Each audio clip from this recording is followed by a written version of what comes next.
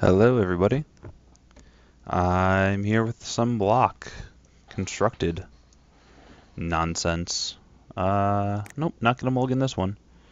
Get a Crone Crusader out into an Ixborn Rolliker the following turn.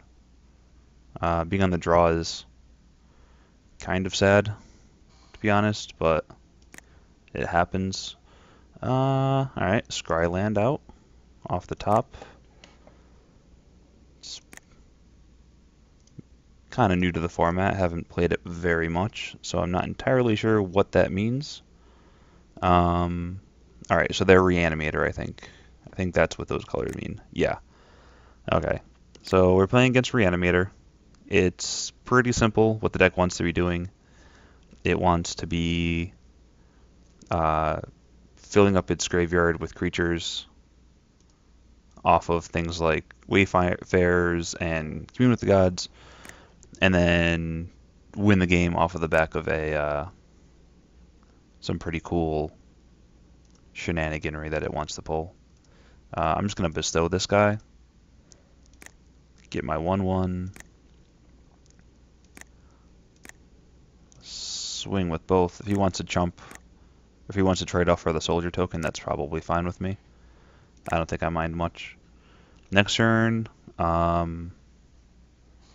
I hit a mana, then I'm probably going to Everflame. If he plays something big, I'll Lightning Strike it. Well, that's annoying. Because it's like just a really good card.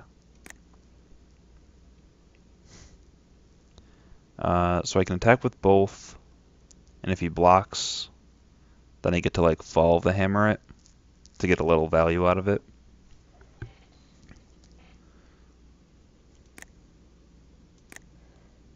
Yeah. Let's do that. He knows I have something, so I doubt he's gonna block. Yeah, that's a fine block. I'll take that one. Um, yeah, I'm just gonna pass.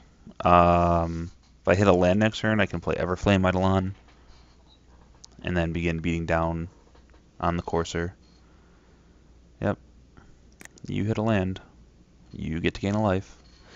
And then I have like Lightning Strike and Magma Jet against whatever he plays. Well, that's annoying.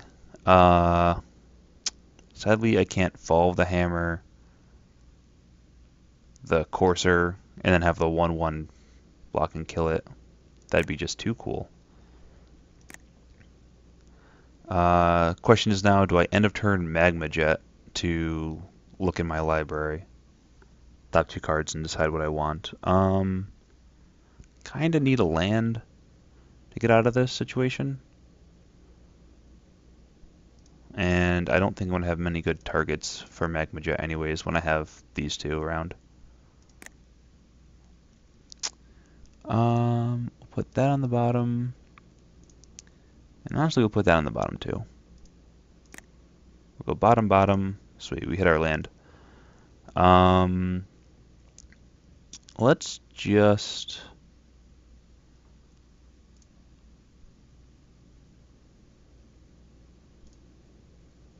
I can Nicksmith and then just start making 3 power guys. But then I'm using all my mana every turn. I think I'd rather just attack for 4 right now. And then in subsequent turns, I can start fire breathing. Like next turn, I can fire breathe for 1, get this up to 4 power, and then be able to kill the Courser. Given he doesn't have, you know, a removal spell like a Bile Blight or a... Oh, what's that other card? Oh, good, he just has another one, so it doesn't matter. Bile Blight or Hero's Downfall. If he has Hero's Downfall, then it gets awkward. But at this point, he might be thinking to himself, well, maybe I shouldn't do the Courser stuff, blah, blah, blah.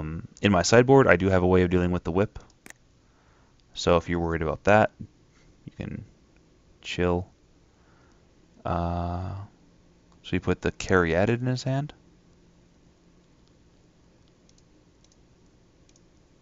And discarded everything else.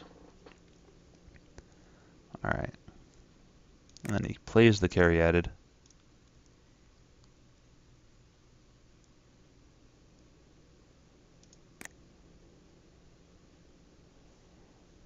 And he doesn't attack. Alright, alright. I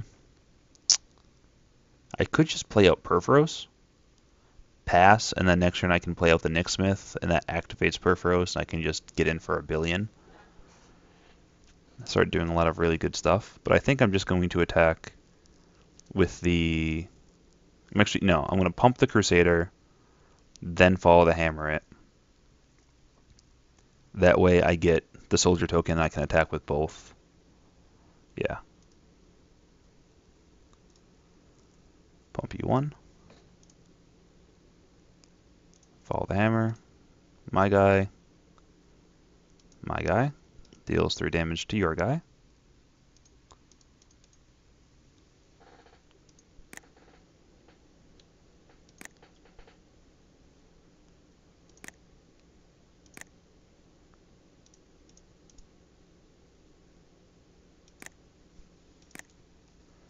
He's yet to hit anything really powerful with his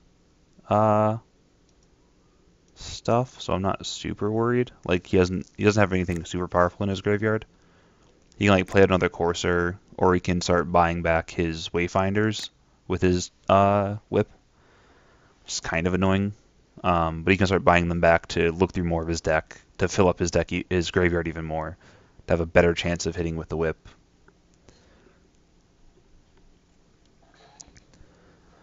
Like, things I'm really worried about is if he hits like an Ashen Rider or something, because that can get super annoying. Alright, you're going to whip back a Courser.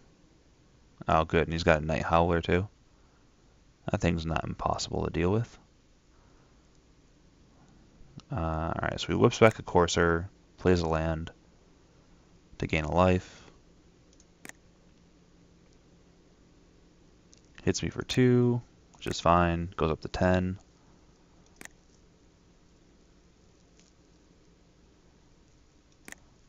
So I know he's got a Night Howler coming off the top. The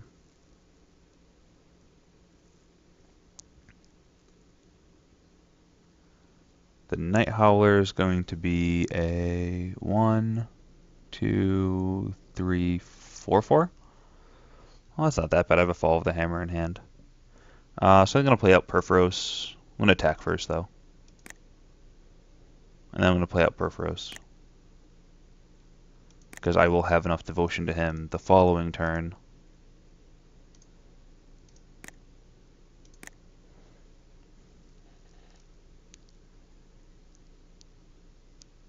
Now, he's just going to block there. Okay.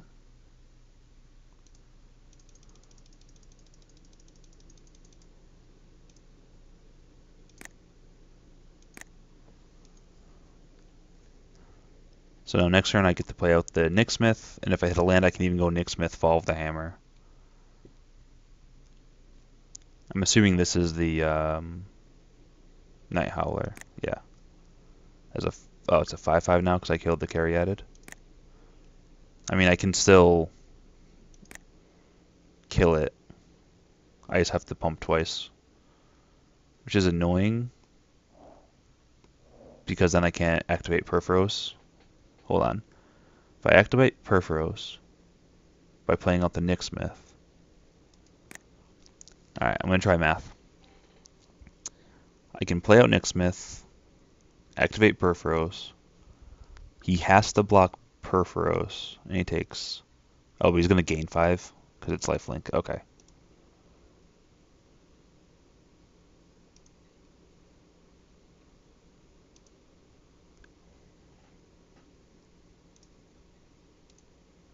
Wait, this kills him, doesn't it?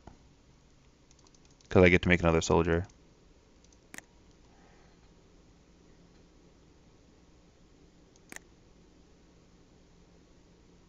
Yeah, it does. Sweet. All right. So that was easy. Um, I like the matchup with this deck, post sideboard, because I get to bring in a bunch of Reckless Revelers. Um, which are pretty good. My sideboard is Scouring Sands against other decks like mine, Peak Eruption against other decks like mine, Revelers against this deck, Magma Jets if I need more other stuff, like if I'm playing against a control deck or something and I really need to smooth my draws out later on in the game. And then Ordeals are there because I'll use them eventually, right? They got to be good at something. Um, I tend to cut, at least in this matchup, um,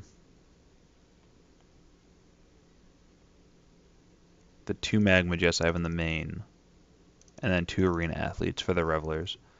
Because the Magma Jets dealing 2 damage to something it doesn't really do anything against their deck. It's a lot of 3 and 4 power guys, or 3 and 4 toughness guys, and then their finishers.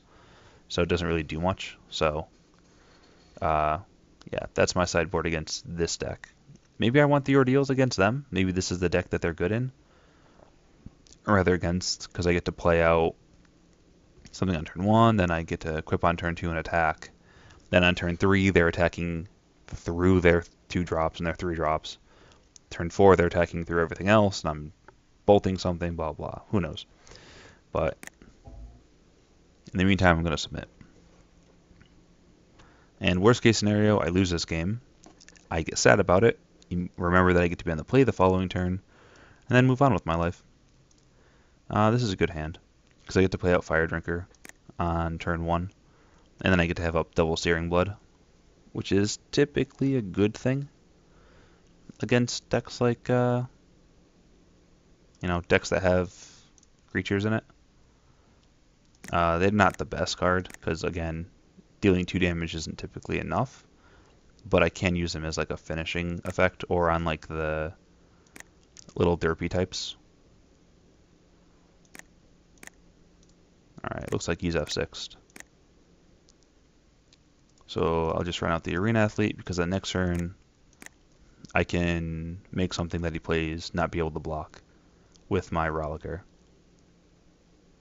Oh, he misses land. Alright, well, in that case, I'm going to bestow like that.